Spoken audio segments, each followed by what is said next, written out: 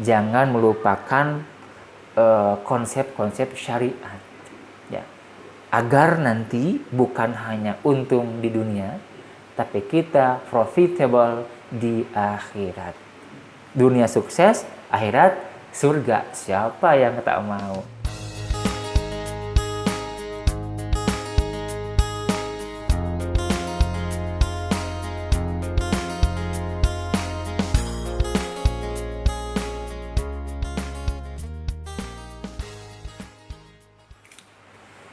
Kita masih membahas tentang Islamic Business Tips.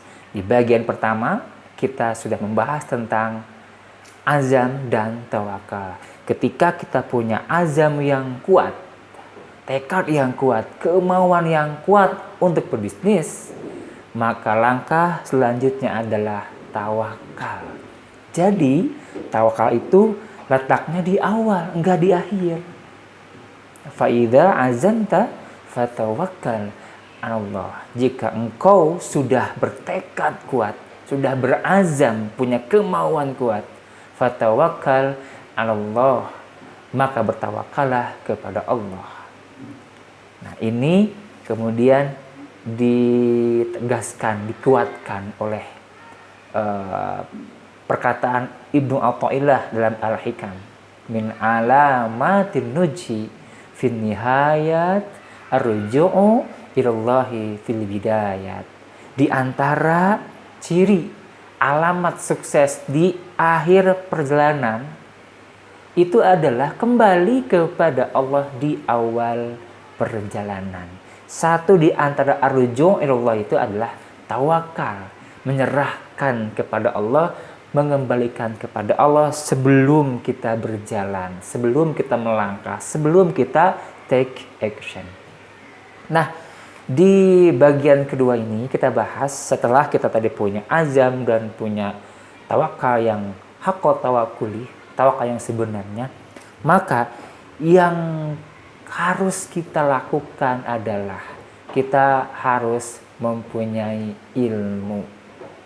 Dan ilmu yang mungkin banyak dilupakan untuk tahap awal adalah ilmu syariah. Ilmu agama yang terkait langsung dengan bisnis ataupun tak langsung. Jadi hal yang sangat fundamental, kita pahami dulu agama, ilmu agama yang terkait dengan bisnis, dengan tijarah ini. Gitu. Dalam kitab Al-Amru bil Ma'ruf wan Nahyu 'anil Munkar diungkap oleh Ibnu Taimiyah perkataan Umar bin Abdul Aziz. Man 'abadallaha bi ghairi ilmin kana ma yufsidu aktsaru mimma yuslihu. Siapa orang yang beribadah kepada Allah dengan tanpa ilmu, maka sesuatu yang membuat kerusakan itu lebih banyak ketimbang yang menghadirkan kemaslahatan. Akan banyak madaratnya, akan banyak mafsadatnya yang beribadah tanpa ilmu. Pun demikian bisnis tijarah. Saat kita meyakini ini adalah ibadah, maka bisnis tijarah itu harus dengan ilmu yang benar. Kalau ilmunya sudah kita miliki, maka kita akan cenderung menghadirkan kemaslahatan yang banyak ketimbang kemafsadatan. Yang kedua, ada pendapat Ali bin Abi Thalib juga masih dalam kitab Al-Amru bil Ma'ruf wan Nahyu 'anil Munkar, Ibnu Taimiyah, man tajara qabla ayatafaqaha irtatama fir riba tsumma ratama tsumma ratama.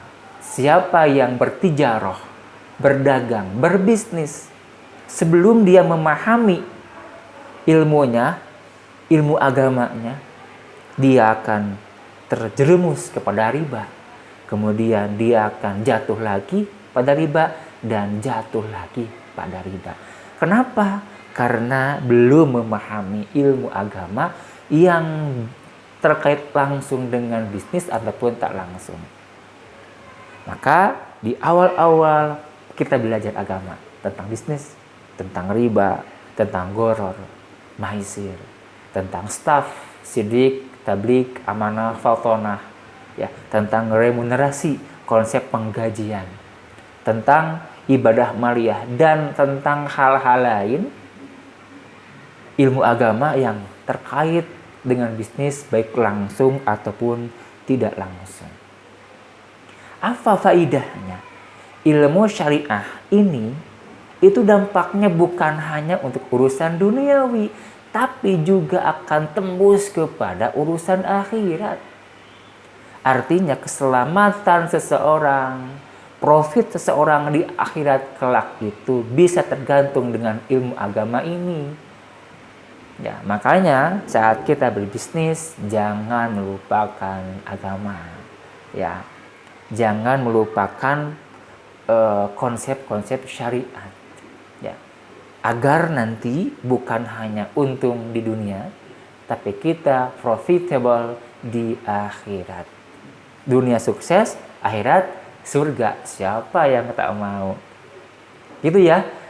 Jadi ini ilmu yang kerap dilupakan oleh orang lain. Langsung saja kalau sudah punya azam untuk berbisnis, langsung belajar tentang marketing gitu ya, belajar tentang produksi, distribusi, dan tek-tek bengek A sampai Z bisnis. Itu tidak mengapa, tapi yang utama pelajari dulu ilmu syariah. Mudah-mudahan ilmu ini membimbing kita menjadi hamba Allah yang selain sukses, selain berkah, azyadah bil khair, tambahan kebaikan, juga membuat kita menjadi ahli surga kelak. Amin ya rabbal alamin. Salam sukses berkah.